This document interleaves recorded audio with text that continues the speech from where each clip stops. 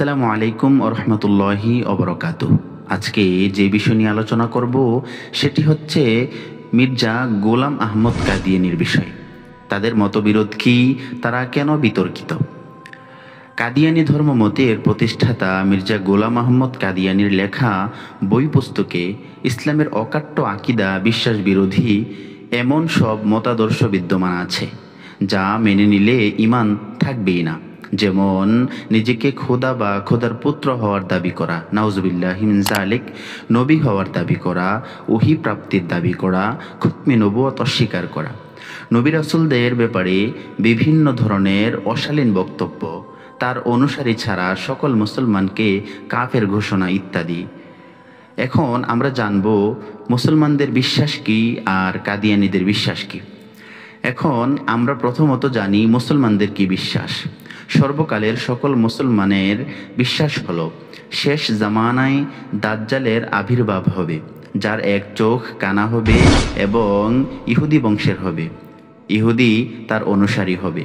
সে বড় ফিতনা সৃষ্টি করবে এবং খোদা হওয়ার দাবি করবে। হযরত ঈসা আলাইহিস সালাতু ওয়াস সালাম আকাশ থেকে অবতরণ করে তাকে হত্যা করবে। আর ইয়াজুজ মাজুজ বিশেষ দুই সম্প্রদায় হবে, যারা হযরতে ঈসা আলাইহিস সালাতু ওয়াস সালাম এর বদদোয়ায় সবাই একসাথে মারা যাবে। পুরো পৃথিবী তাদের পচা লাশ দুর্গন্ধময় হয়ে যাবে। এটা কেন বলতেছি? কারণ মির্জা গোলাম আহমদ কাদিয়ানী সে দাজ্জালের প্রতি এতটুকু বিশ্বাস রাখে না এবং দাজ্জালকে মুসলমানদের উক্তির বাহিরে তিনি প্রকাশ করতে চান। অর্থাৎ মুসলমানরা যেভাবে রাসূলুল্লাহ সাল্লাল্লাহু আলাইহি ওয়াসাল্লাম দাজ্জালের যে অবকাঠামো প্রকাশ করে গিয়েছেন সেটার বিরোধিতা করেন।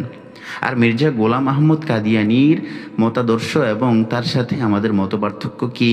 মির্জা গোলাম আহমদ কাদিয়ানী তিনি বিশ্বাস করেন দাজ্জাল হলো খ্রিস্টান পাদ্রীদের একটি দল, ইয়াজুজ মাজুজ হলো ইংরেজ এবং রাশিয়ান বাহিনী, আর মাসিহে মাউউদ তিনি নিজেই দাবি করতেছেন এটা।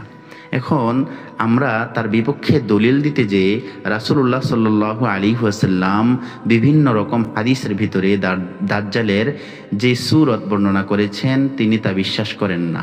যেমন আমাদের একটি দলিল আমরা প্রকাশ করছি, দেখেন দাজ্জালের অন্যতম এক ফিতনা হবে এই যে সে এক বেদুইনকে বলবে, যদি আমি তোমার জন্য তোমার পিতা মাতাকে জীবিত করতে পারি তবে কি তুমি এরূপ সাক্ষ্য দেবে যে নিশ্চয়ই আমি তোমার রব? তখন সে বলবে হা।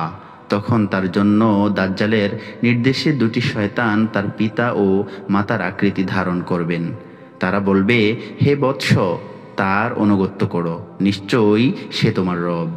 তাদের ইমাম তাদের নিয়ে ফজরের নামাজ আদায় শেষ করলে হযরত ঈসা আলাইহিস সালাতু ওয়াস সালাম বলবেন, দরজা খুলে দাও। তখন দরজা খুলে দেওয়া হবে, আর দরজার পেছনে থাকবে দাজ্জাল, তার সাথে থাকবে ৭০,০০০ ইহুদি। এদের প্রত্যেকের কাছে থাকবে তলোয়ার, যা হবে কারুকার্য খচিত এবং থাকবে চাদর আবৃত। যখন দাজ্জাল হযরত ঈসা আলাইহিস সালাতু ওয়াস সালামকে দেখবে তখন সে বিগলিত হয়ে যাবে, যেমন লবণ পানিতে গলে যায়। সে পালাতে থাকবে। তখন ঈসা আলাইহিস সালাতু ওয়াস সালাম বলবেন, আমার কাছে তোর একটি আঘাত পাওনা আছে, এর থেকে বাঁচবার তোর কোনো উপায় নেই। পরিশেষে তিনি দাজ্জালকে বাবে লুদ নামক স্থানের পূর্ব পাশে ধরতে সক্ষম হবেন এবং তাকে হত্যা করে দেবেন, আর আল্লাহ ইহুদিদের পরাভূত করবেন। তখন ইহুদিরা আল্লাহর সৃষ্ট যে কোনো জিনিসের আড়ালে আত্মগোপন করে থাকুক না কেন, সে বস্তুকে আল্লাহ তাআলা বাক শক্তি দান করবেন, চাই তা পাথর হোক অথবা গাছপালা হোক, প্রাচীর হোক অথবা জানোয়ার হোক। তুমি এসো এবং তাকে হত্যা করো। অর্থাৎ প্রত্যেকে বলবে, হে মুসলিম আল্লাহ তাআলার বান্দা, আসো তুমি তাকে হত্যা করো।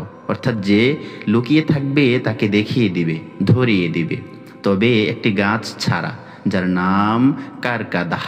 এটা ইহুদিদের বৃক্ষ, সে কথা বলবে না। এটা ইবনে মাজাহ শরীফের হাদিস। আমি আপনাদেরকে এই হাদিসের মাধ্যমে একটি দলিল প্রকাশ করলাম। এখন দেখেন কাদিয়ানী কি দলিল দিচ্ছে। মির্জা গোলাম আহমদ কাদিয়ানী দাজ্জাল নিয়ে করা যে সমস্ত উক্তিসমূহ প্রকাশ করেছেন তার মধ্য থেকে ৩টি উক্তি আপনাদের সম্মুখে প্রকাশ করব। নাম্বার 1, মাসিহে দাজ্জাল যার আগমনের অপেক্ষা চলছিল সে হচ্ছে এই পাদ্রীগণের দল, যারা পঙ্গপালের মতো সমগ্র পৃথিবীতে ছড়িয়ে পড়েছে।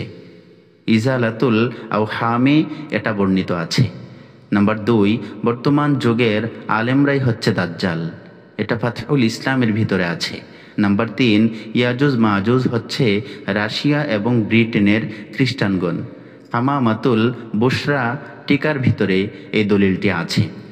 দেখেন, মির্জা গোলাম আহমদ কাদিয়ানির যে বিশিষ্ট কয়েকটি মতবিরোধ রয়েছে, তার মধ্যে 3টি মতবিরোধের ব্যাখ্যা আমি আপনাদের সম্মুখে প্রকাশ করলাম। দেখেন, বিভিন্ন দেশের ভিতরে তাদেরকে সরকারিভাবে মুসলিম নন সেটা ঘোষণা দিয়েছেন। তারা কাদিয়ানি, তারা তাদের পরিচয়ে থাকবে, কিন্তু মুসলমান পরিচয়ে তারা কোনো দেশে থাকতে পারবে না। এ কারণে আপনি যদি সম্পূর্ণভাবে বুঝে থাকেন, তাহলে আপনি আপনার কাছ থেকে, আপনার দিক থেকে, আপনার নিজ থেকে আওয়াজ তুলুন, স্লোগান দেন, যাতে গোলাম আহমদ কাদিয়ানির অনুসারীদেরকে কাফের ঘোষণা করা হয়। তারা কখনোই মুসলিম ছিল না, তারা কখনো মুসলিম হবেও না। আল্লাহ তাআলা আমাদের সকলকে এই সমস্ত বিষয়গুলো সম্পূর্ণভাবে বোঝার তৌফিক দান করুন। ওমা আলাইনা ইল্লাল বালাগ। আসসালামু আলাইকুম ওয়া রাহমাতুল্লাহি ওয়া বারাকাতুহু।